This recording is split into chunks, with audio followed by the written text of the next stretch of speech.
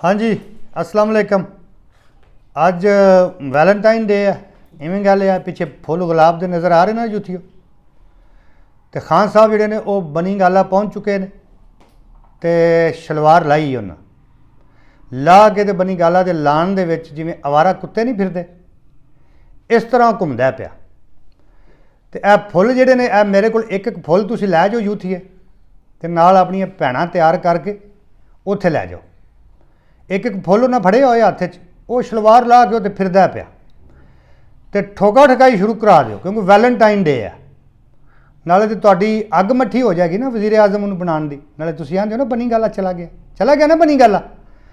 तो यह फुल एक मेरे को ले चलो, मैं तुहाडे वास्ते इकट्ठे किए हैं। तो उत्थे जाके वो शलवार उस लाई है तो वह हाल कोई नहीं। देसी चूचे पाड़ पाड़ के ना भैन या बिल्कुल पागल हो चुके हैं। तो भैणां तैयार करो, अज वैलेंटाइन डे है, उन्होंने तोहफा दो बाजियां का और वो को करवाओ ठोका ठकाई। एडा अच्छा अज प्यारा दिन है, प्यार मुहब्बत करने वाला दिन है।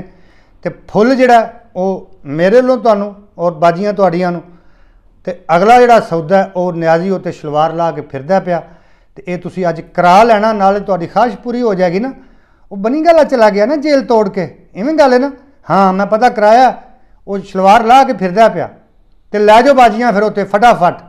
तो नाले वैलेंटाइन डे मना लो, तो नाले बाजियां नवियां करा लो। Happy Valentine day.